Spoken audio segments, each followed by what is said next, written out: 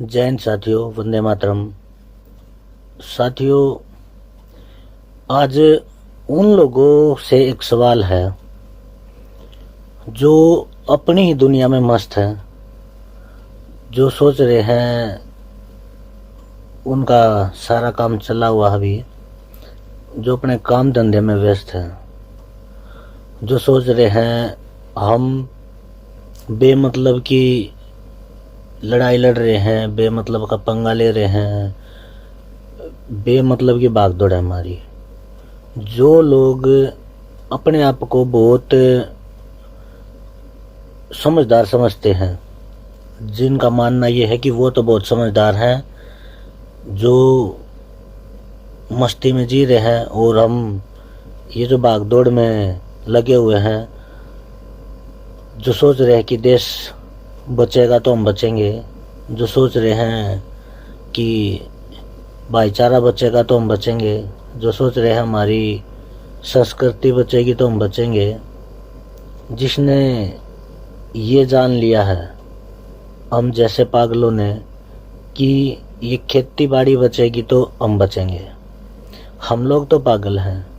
तो भाई, जो समझदार है, जो कुछ ना करके सिर्फ हमारे ऊपर सवाल उठाता है, उन समझदारों से सवाल है भाई पहले तो ये बताओ, जो आज आप अपनी ज़िंदगी में मस्त हैं, खुश हैं, आज अपनी दुकानें टाइम पे खोल पा रहे हैं, आपके बच्चे स्कूल में पढ़ पा रहे हैं, आप कहीं भी आ जा रहे हैं, आप खुल के सांस ले पा रहे हैं, तो आपको नहीं लगता हमारे जैसे कुछ पागल जब रोड के ऊपर आए तो ये इससे आपका छुटकारा हुआ, या आप लोगों ने घर बैठे कुछ कर दिया था? क्या आपको ये नहीं लगता हम जैसे सरफिरे जब अपनी जान पे खेल के सबसे पंगा लेके घर से निकलते हैं और आप लोगों के लिए लड़ते हैं, और उस टाइम भी लड़े जब ये सारी जगह स्कूल बंद थे, स्कूल खुलवाए, जो आज आपके बच्चे स्कूल में जा पा रहे हैं, आपको लगता है कि आपने घर बैठे कुछ किया था? यह थोड़ा बहुत योगदान उन क्रांतिकारियों का है जो घर से निकले थे उस टाइम, जो आज अपनी दुकानें खोल पा रहे हैं। आप घर पे बैठे बैठे चुपचाप सब कुछ बंद करके बैठे थे, आपको लगता है अपने आप सब कुछ खुल गया, या हम जैसे पागलों ने कुछ किया था थोड़ा बहुत? आप जो भी काम धंधे कर पा रहे हैं, आपको लगता है कि आपको ऐसे ही छूट मिल गई सब चीज़ों की? या आप ये सोच रहे हो कि आप बहुत लंबी जिंदगी जीने वाले हो? भाई, लड़ोगे, आवाज उठाओगे तो हो सकता है थोड़ा लंबा चला जाए, लेकिन इस तरह दुबक के बैठोगे, डरपोकों की जिंदगी, बुज़दिलों की जिंदगी जियोगे तो थोड़े से दिन बचे हैं, ज़्यादा समय नहीं है। हम लड़ाई में उतर गए क्योंकि हमें ये बात समझ आई। आप लोग घर पे बैठे हो, या तो आप इतने डरपोक हो चुके हो, आपके खून का पानी बन चुका है, आपके अंदर आवाज उठाने की अक्षमता बची नहीं, या आप कायर हो चुके हो, हिम्मत है ही नहीं सच्चाई के लिए आवाज उठाने की, सच्चाई बोलने की, और कहीं भी आप सच्चाई के लिए आवाज उठाने लायक या फिर आप बचे नहीं। अगर हम आवाज उठाते हैं तो भाई हमें आप लोग बेवकूफ़ समझते हो, पागल समझते हो, हम खामखा लगे हुए हैं, आप ये समझते हो? एक तो आप ये बताओ यार, कितनी लंबी ज़िंदगी जीनी है? बहुत ज़्यादा लंबी ज़िंदगी जियोगे क्या आप लोग? और हम बहुत पहले मर जाएंगे। हाँ, ये बात है भाई, हो सकता है कभी भी मारे जा सकते हैं, लेकिन भाई ज़िंदगी जब तक जिएंगे तबाही मचाएंगे, और अपनी मौत भी तबाही मचाएगी भाई, ऐसे नहीं मरेंगे। कुछ लोगों को तो जगा के जाएंगे और ये उम्मीद करते हैं भाई आप अब उठो, 6 महीने बाद उठो, 1 साल बाद उठो, 2 साल बाद उठो, अभी ठीक ठाक हो अब उठ लो, या बिल्कुल बर्बाद हो गए उठ जाना, अब आपके साथ आपके घर वाले हैं अब उठ लो, या उनको खो दोगे तब उठ जाना। अभी आपके पास संपत्ति है, उसको बचाने के लिए लड़ लो, या उसको खोने के बाद जब कुछ बचेगा ही नहीं फिर आ जाना। इस लड़ाई में तो आना पड़ेगा भाई। अब जाग जाओ या हमारी मौत के बाद जाग जाना। भाई जाग जाओगे तो शायद कुछ थोड़ा बहुत बचा पाएंगे, क्योंकि बहुत कुछ तो खो दिया आपने। बहुत ज़्यादा तो बचा नहीं पाएंगे, लेकिन थोड़ा बहुत बचा पाएंगे। हो सकता है उस थोड़े बहुत को या फिर आने वाली पीढ़ी को हम ऐसा बना दें, उनको सब कुछ समझा दें, तो वो आगे कुछ कर पाए। अगर हम उनको लड़ना सिखा पाए, सब कुछ समझा पाए, तो ये क्या सब कुछ चला हुआ है।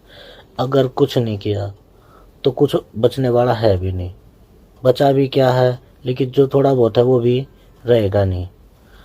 तो भाई अब जाग जाओ या हमारी मौत के बाद जाग जाना। मौत के बाद भी जाग जाओगे तो भी हमें अपनी मौत पे खुशी होगी। जैसे भगत सिंह हंसते हंसते फांसी पे चढ़ा था, भाई हम तो हंसते हंसते मर जाएंगे और लड़ते लड़ते मरेंगे। भाई गुलामी बर्दाश्त नहीं कर सकते भाई, सच तो ये है, गुलामी बर्दाश्त नहीं कर सकते। मौत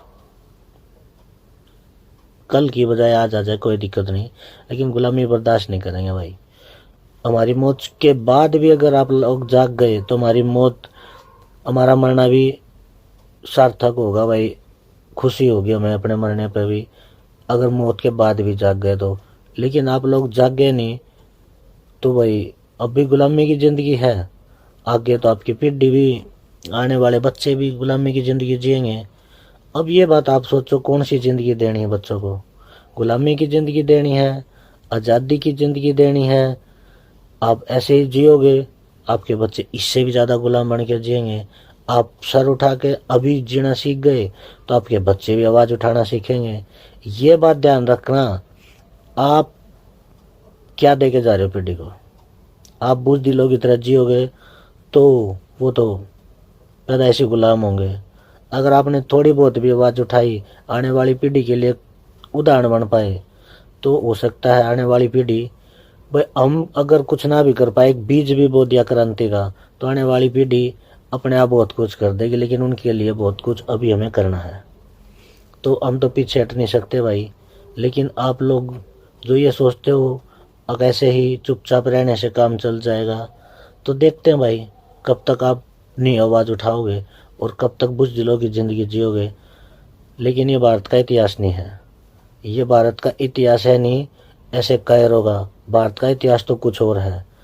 आप लोग कितनी फिल्में देखो, टीवी देखो, जो लोग आपको ये लोग ये दिखा के वैसे भी आपका माइंड कंट्रोल ही करते हैं। अब कहीं जाओ, विदेश में जाओ, दुनिया भर घूमो, लेकिन अगर आप भारत में रहकर भारत को नहीं समझ पाए तो आप कुछ नहीं कर सकते। उस दिन इस देश का बच्चा बच्चा क्रांतिकारी हो जाएगा, जिस दिन हर बच्चे को अपने देश का इतिहास पता चल जाएगा। अगर इस देश के अंदर हर स्कूल के अंदर सिर्फ राजीव दीक्षित को भी पढ़ा दिया जाए ना, तो भी बहुत बड़ी क्रांति हो सकती है भाई, बहुत बड़ी क्रांति हो सकती है। आपने उम्मीद भी नहीं की होगी। हमारे देश का इतिहास हर बच्चे को पता चल जाए ना, इतनी बड़ी क्रांति हो जाएगी।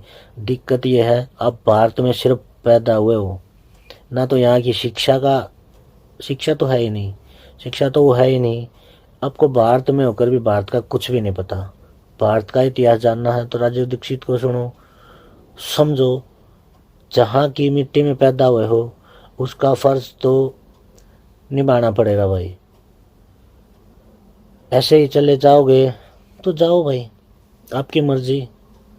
लेकिन आने वाली पीढ़ी माफ़ नहीं कर पाएगी जिनको आप गुलाम बनाना चाहते हो। गुलाम ही बनाओगे इस तरह, तो इस तरह जियोगे तो सोचना भाई, आप क्या देकर जाना चाहते हो और कैसी ज़िंदगी जीना चाहते हो। ये ज़िंदगी नहीं है कायरों की। हम तो भाई देख, सर पे कफन बांध के निकल चुके हैं, पीठ दिखा नहीं सकते भाई। गोली लगेगी तो यहाँ पे खाएंगे भाई, सीने पे, पीछे कदम नहीं हटा सकते भाई। भगत सिंह को देखकर कुछ जज्बा है, राजीव भाई को सुनकर कुछ देश के लिए करने की ठानी है। और जब देखते हैं हम इन क्रांतिकारियों को, जो जैसे देवेंद्र भाई हैं, घर से निकले हुए हैं सिर्फ देश के लिए, साहिल भाई हैं, इतना कुछ दिन रात लगे हुए हैं। डॉक्टर तरुण कोठारी जी हैं, डॉक्टर BRC जी हैं, भाई कपिल बजाज हैं। कितने क्रांतिकारी हैं, कितने क्रांतिकारी जो आज सब कुछ छोड़ के सिर्फ देश के लिए लड़ रहे हो, आप लोगों के लिए। और उन क्रांतिकारियों की बदौलत आप कुछ कर पा रहे हो। कम से कम इतने तो शर्म करो, उनका साथ तो दे दो। खुद कुछ नहीं कर सकते तो उनके लिए आवाज़ उठाओ, उनकी वीडियो ऑडियो कुछ शेयर ही कर दिया करो। कुछ लोग बोलते हैं कि हमारे पास टाइम नहीं है, टाइम तो सबके पास उतना ही है। ये बकवास मत करो, टाइम नहीं है। और कहीं पे जा नहीं सकते, घर बैठे इन क्रांतिकारियों की वीडियो ही शेयर कर दिया करो, कभी स्टेटस ही लगा के देख लिया करो। लेकिन आप लोग कुछ नहीं करोगे। बस सब कुछ तो होना चाहिए लेकिन खुद कुछ नहीं करना। भगत सिंह तो चाहिए लेकिन अपने घर में नहीं, पड़ोस वाले के घर में। भाई कब तक ऐसी बुज़दिलों की ज़िंदगी जियोगे? आवाज़ उठाना सीखो, शेर की तरह जीना सीखो। इस भारत को समझो, भारत के इतिहास को समझो, तब पता चलेगा कि आप लोग क्या थे और क्या बना दिए गए हो। ऐसे बुज़दिल, ऐसे नालायक, ऐसे नकारा, ऐसे निकम्मे जो सब कुछ बर्बाद होते हुए आवाज़ नहीं उठा रहे। भाई मैं ऐसी ज़िंदगी नहीं जी सकता। भाई ज़िंदगी 4 दिन की हो, 2 दिन की हो, 1 दिन की या 2 मिनट की, कोई फ़र्क नहीं पड़ता। पर अपने देश के लिए कुछ करके मरेंगे भाई। बस इतना ही कहना था भाई। जय हिंद, जय भारत, इनकलाब जिंदाबाद।